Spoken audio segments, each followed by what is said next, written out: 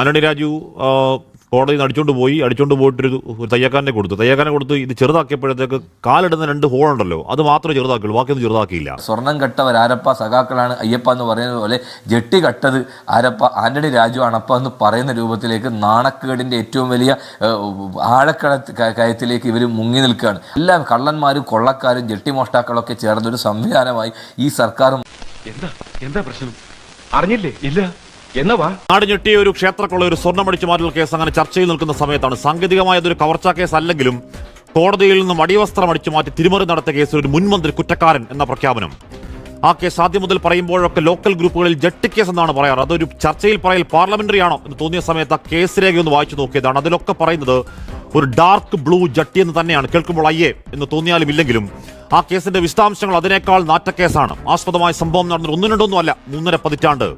ഇന്നത്തെ MDA കച്ചവടക്കാരുടെ അപ്പൂപ്പൻ ഓസ്ട്രേലിയക്കാരൻ Andrew Salvador സർവലി കേരളത്തിലേക്ക് എത്തിയത് അടിവസ്ത്രത്തിൽ ഒളിപ്പിച്ച 61 ഗ്രാം മാരക മയക്കുമരുന്ന് മിടുക്കനായ ഉദ്യോഗസ്ഥൻ ജയമോഹൻ കയ്യോടെ പൊക്കിയതാണ്. കയ്യിൽ കിട്ടിയിരുന്നെങ്കിൽ ഒന്ന് പെരുമാറായിരുന്നു. ആ കേസ് ഹൈക്കോടതിയിലേക്ക് എത്തിയപ്പോൾ ഉദ്യോഗസ്ഥർ അന്തം വിട്ടു ആടാപടലമാണ് ആഞ്ഞുവിട്ട്. മെമ്മറി കാർഡും ഹാഷ് വാല്യൂ പറഞ്ഞ പോലെയാണ്. കോടതിയുടെ കസ്റ്റഡിയിൽ ഉണ്ടായിരുന്ന അടിവസ്ത്രം 1-ാം പ്രതിയെ സ്വാധീനിച്ച് അടിച്ചുമാറ്റി വെട്ടിച്ചെറുതാക്കി കുഞ്ഞുങ്ങളുടെ നിക്കറ് പോലെയാക്കി തിരിച്ചുവെച്ച നാറിയ പണി അധമ നീക്കത്തിൽ അട്ടിമറി.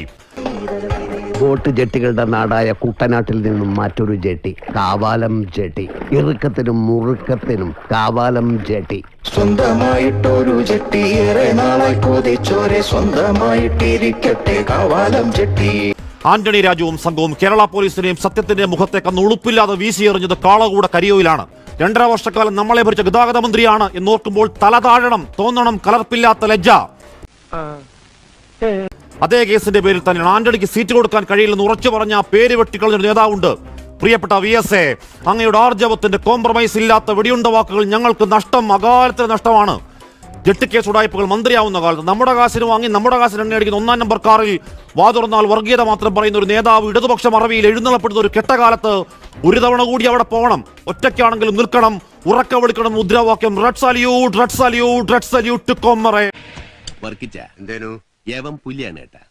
പുലി എന്ന് പറഞ്ഞാൽ വെറും പുലിയല്ല, ഒരു സിംഹം. വേട്ടയാടലുകൾക്ക് ശേഷമാണ് ഞാനിവിടെ എത്തിച്ചേർന്നത്. അതുകൊണ്ട് ഈ വേട്ടയാടും തോറും എൻ്റെ കരുത്ത് കൂടുകയാണ്. അതുകൊണ്ട് ഞാൻ എൻ്റെ പ്രവർത്തനങ്ങളുമായി മുമ്പോട്ട് പോകും.